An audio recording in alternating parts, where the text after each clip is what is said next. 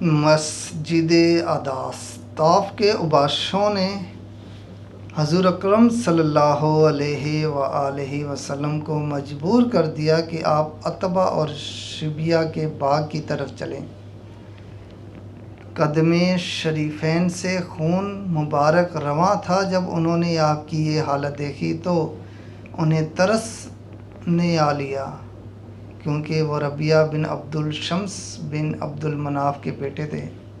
انہوں نے اپنے غلام اداس کے ہمراہ انگور کا ایک گچھا آپ کی خدمت میں بھیجا۔ اداس نے وہ گچھا ایک کشت میں رکھا۔ عتب اور شیبہ نے اداس سے کہا، یہ انگور اس ذات والے کے پاس لے جاؤ اور انہیں کہو کہ وہ اس میں سے کھا لیں۔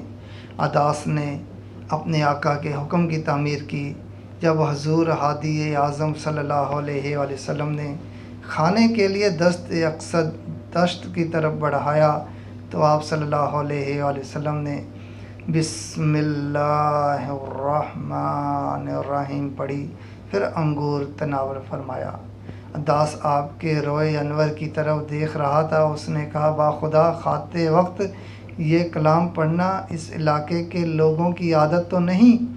آپ نے فرمایا، تمہارا تعلق کس علاقہ سے ہے اور تمہارا دین کیا ہے؟ اس نے عرض کی، میں نصرانی ہوں اور میرا تعلق نینویہ سے ہے۔ حضور شفیع اعظم صلی اللہ علیہ وآلہ وسلم نے اسے فرمایا، مرد پاک باز حضرت یونس بن متی علیہ السلام کی بستی۔ اداس نے کہا، آپ حضرت یونس علیہ السلام کو کیسے جانتے ہیں؟ باخدا جب میں نینوا سے نکلا اس وقت حضرت یونس علیہ السلام کو 10 افراد بھی نہیں جانتے تھے، آپ انہیں کیسے جانتے ہیں؟ آپ ان پڑھ ملت میں امی ہیں۔ آپ ان پڑھ ملت میں امی ہیں۔ حضور صلی اللہ علیہ وآلہ وسلم نے فرمایا، وہ میرے بھائی ہیں، وہ بھی نبی تھے اور میں بھی نبی ہوں۔ اداس جھکا اور آپ صلی اللہ علیہ وآلہ وسلم کے دست اقصد، پاؤں مبارک اور سر اقدس چومنے لگا۔ وہ مشرف با اسلام ہو گیا۔ ربیہ کے دونوں بیٹے اداس کو دیکھ رہے تھے۔ ان میں سے ایک نے دوسرے سے کہا، اس نے تمہارا غلام خراب کر دیا ہے۔ جب اداس نے اس کے پاس آئے تو انہوں نے کہا، تیرے لیے ہلاکت، تو اس شخص کے ہاتھ پاؤں اور سر کیوں چوم رہا تھا؟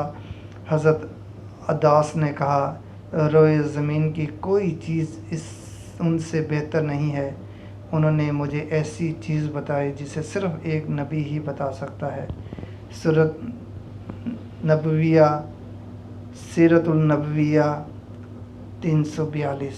یہ مسجد طائف میں اسی باغ میں حضرت اداس رضی اللہ تعالیٰ عنہ کے نام سے موسوم ہے، جہاں آقا کریم صلی اللہ علیہ وآلہ وسلم نے استراحت آرام فرمایا تھا۔